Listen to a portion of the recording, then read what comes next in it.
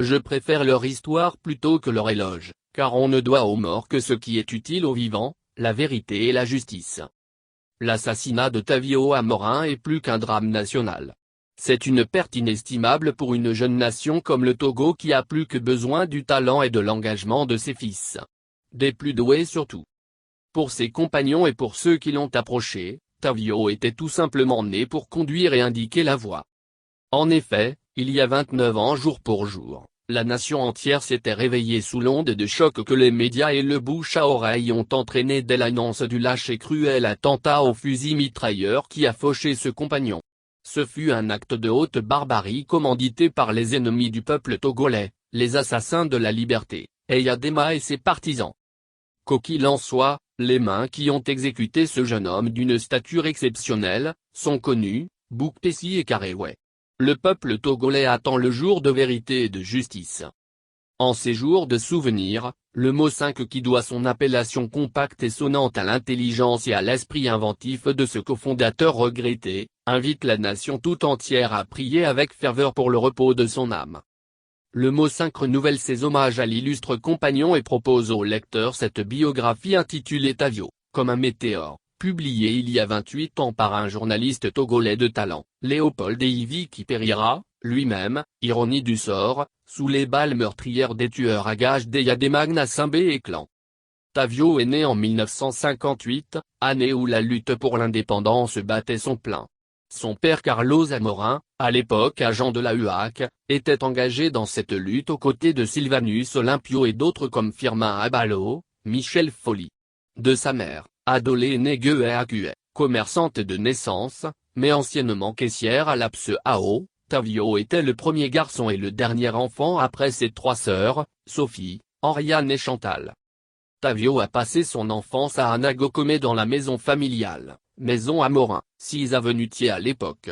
C'était une grande maison qui, pendant les grandes vacances, arrivait à rassembler une cinquantaine d'enfants.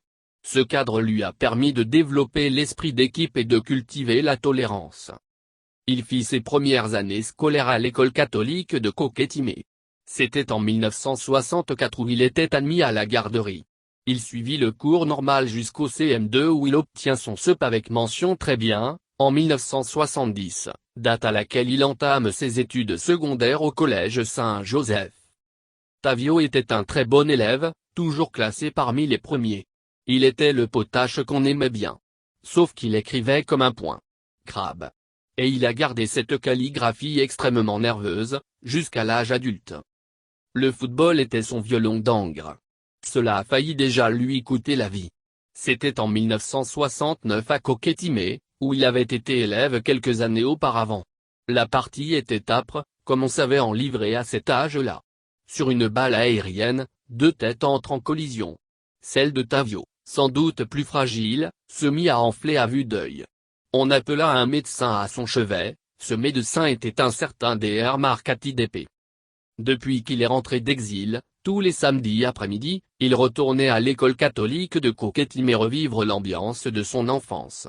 Son autre grande passion était les bandes dessinées. Il lisait tout le temps Hakim, Blake le Rock, Nevada, Capitaine Swim, Piscou, et suivait Tintin et Milou dans toutes leurs pérégrinations. Même devenu homme politique, il ne dédaigne pas emprunter les BD de ses neveux.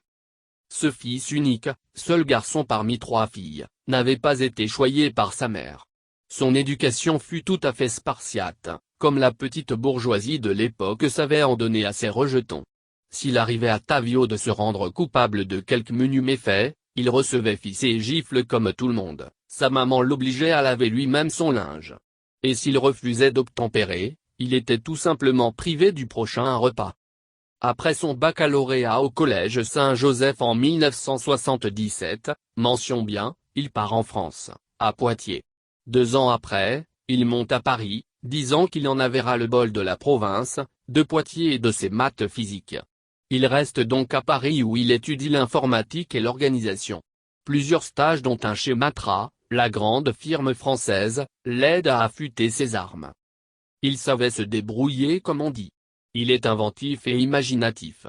Témoin, cette histoire dont les téléspectateurs français se souviennent pour l'avoir apprise sur FR3, l'une des chaînes francaises. Pour arrondir ses fins de mois, un étudiant togolais du nom de Tavio Amorin avait monté une petite affaire tout à fait surprenante de simplicité et d'originalité. Il avait passé une annonce, s'était constitué un fichier. Les clients l'appelaient pour lui communiquer l'heure à laquelle ils voudraient avoir leur croissant pour le petit déjeuner. Tavio passait alors commande au boulanger, livrait les croissants, et palpait à son tour la galette sous forme de ristourne et de pourboire. Cette initiative lui a valu les honneurs de la 3e chaîne française dans une émission de jeunes. Il travaille ensuite chez des importateurs de produits tropicaux en qualité de responsable des achats. Quand il décide de revenir en Afrique, c'est par cette filière qu'il est envoyé à Abidjan. Il n'aurait pas pu rentrer au Togo pour des raisons politiques.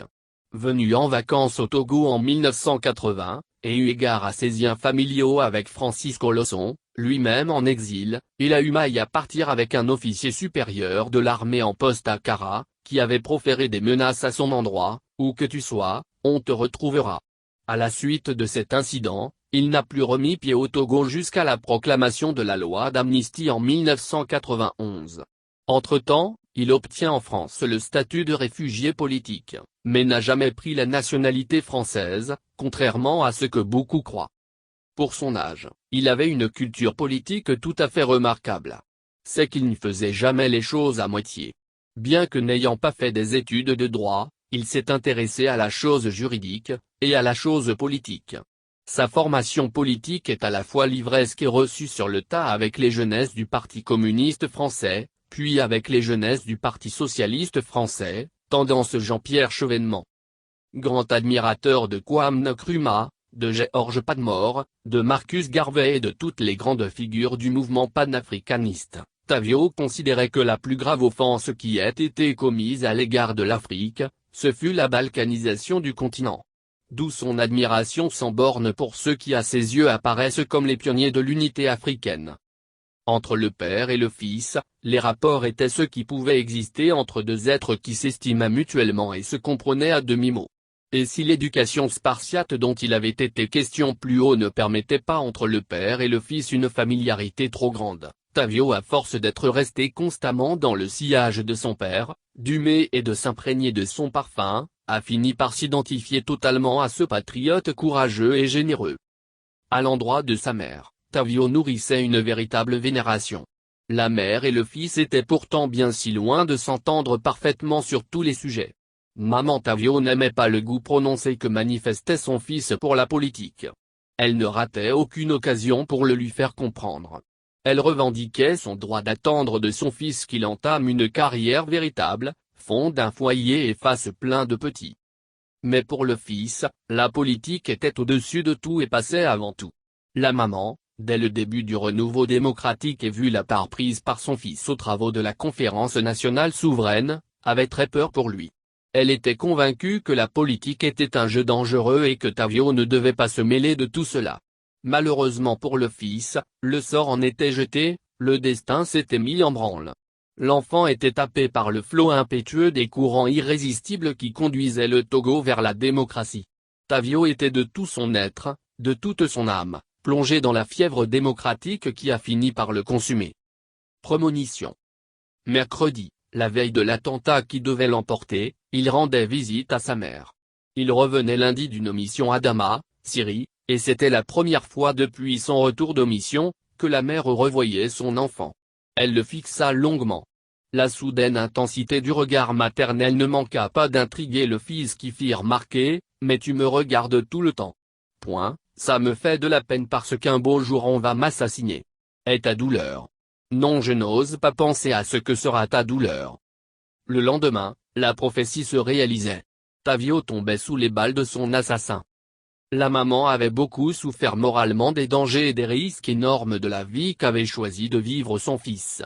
Après le 3 décembre 1991, Tavio s'était exilé à Cotonou. Il revint à Lomé pour une réunion du Haut Conseil de la République. Sa mère, le voyant arriver à la maison, manqua de tomber dans les pommes. Ce fut un grand choc pour elle. Elle avait été soulagée de le voir partir pour l'exil. Et voilà Tavio qui revenait. Depuis qu'il est rentré au Togo, il ne s'était jamais protégé. Il n'avait même pas de gilet pare-balles. Il n'avait pas d'armes. Il disait: « Même si je prenais des gardes du corps, Si cela devait arriver, ce sont ces mêmes gardes qui vont me tirer dessus.